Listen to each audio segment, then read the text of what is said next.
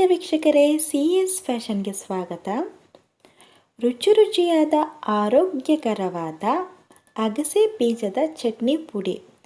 ಇದು ಬಿಸಿ ಬಿಸಿ ಅನ್ನಕ್ಕೆ, ರೊಟ್ಟಿಗೆ ತುಂಬ ರುಚಿಯಾಗಿರುತ್ತೆ. ಮಾಡುವ ವಿಧಾನ ನೋಡೋಣವಾ? ಅಗಸೆ ಬೀಜ 1 ಕಪ್ ತೊಗೊಂಡಿದ್ದೀನಿ. 3/4 ಕಪ್ಪು ಕೊಬ್ಬರಿ ತುರಿ, ಹುಣಸೆಹಣ್ಣು ಸ್ವಲ್ಪ, ಬೆಲ್ಲ ಸ್ವಲ್ಪ,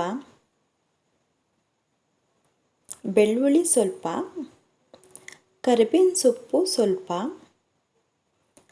ಅಚ್ಚ ಖಾರದ ಪುಡಿ ಅರ್ಧ ಟೀ ಸ್ಪೂನಷ್ಟು, ರುಚಿಗೆ ತಕ್ಕಷ್ಟು ಉಪ್ಪು, ಎಣ್ಣೆ 1-2 ಟೀ ಸ್ಪೂನಷ್ಟು, ಇಂಗು ಸ್ವಲ್ಪ. ಮೊದಲಿಗೆ ಒಂದು ಪ್ಯಾನ್ ಇಟ್ಕೊಳ್ಳೋಣ.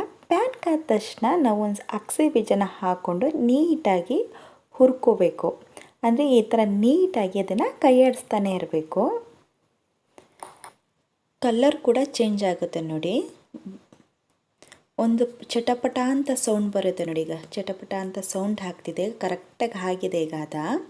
ಈಗ ಒಂದು ನೀಟಾಗಿ ಒಂದು ಪ್ಲೇಟ್ಗೆ ಹಾಕ್ಕೊಳ್ಳೋಣ. ಕೊಬ್ಬರಿನೂ ಹಾಗೆ ಹಾಕ್ಕೊಂಡು ನೀಟಾಗಿ ಹುರ್ಕೋಬೇಕು. ನೀಟಾಗಿ ಹುರ್ಕೊಳ್ಳೋಣ. ಮೀಡಿಯಮ್ ಉರಿಗಿಂತ ಸಣ್ಣ ಉರಿ ಇಟ್ಕೊಂಡು ಹುರ್ಕೋಬೇಕು.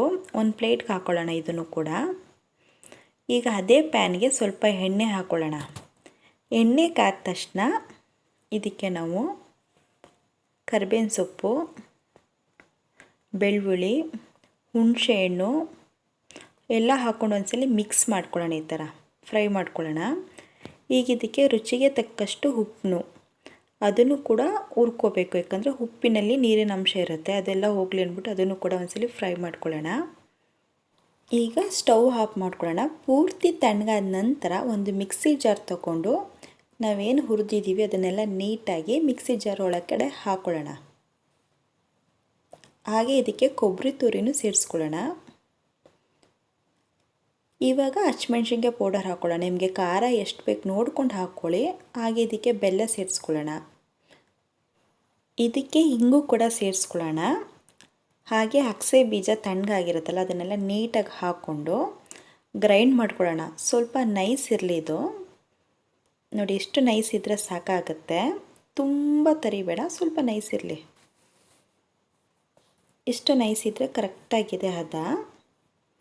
ಇದನ್ನು ಬಿಸಿ ಅನ್ನಕ್ಕೆ ತುಪ್ಪ ಹಾಕ್ಕೊಂಡು ತಿಂದರೆ ತುಂಬ ಚೆನ್ನಾಗಿರುತ್ತೆ. ರೊಟ್ಟಿ ಚಪಾತಿಗೆ ಸ್ವಲ್ಪ ಮೊಸರು ಹಾಕ್ಕೊಂಡು ಮಿಕ್ಸ್ ಮಾಡ್ಕೊಂಡು ತಿಂದರೆ ತುಂಬ ರುಚಿಯಾಗಿರುತ್ತೆ. ಇದನ್ನು ಏರ್ಟೈಟ್ ಕಂಟೈನರ್ನಲ್ಲಿ ಹಾಕಿಟ್ಕೊಂಡ್ರೆ ಒಂದು 2 ಮಂತ್ವರೆಗೂ ಹಾಗಿರುತ್ತೆ. 2 ತಿಂಗಳ ಕಾಲ ಹಾಗೆ ಚೆನ್ನಾಗಿರುತ್ತೆ. ರುಚಿಯಾಗಿರುವ ಆರೋಗ್ಯಕರವಾಗಿರುವ ಅಗಸೆ ಬೀಜದ ಚಟ್ನಿ ಪುಡಿ ರೆಡಿಯಾಗಿದೆ. ಈ ರೆಸಿಪಿ ಇಷ್ಟ ಆದಲ್ಲಿ ನಮ್ಮ ಚಾನಲ್ಗೊಂದು ಲೈಕ್ ಕೊಡಿ, ಹಾಗೆ ಶೇರ್ ಕೂಡ ಮಾಡಿ, ಬೆಲ್ ಐಕಾನ್ ಕೂಡ ಪ್ರೆಸ್ ಮಾಡಿ, ನಮ್ಮ ಚಾನಲ್ನ ಸಬ್ಸ್ಕ್ರೈಬ್ ಕೂಡ ಆಗಿ. Thank you for watching.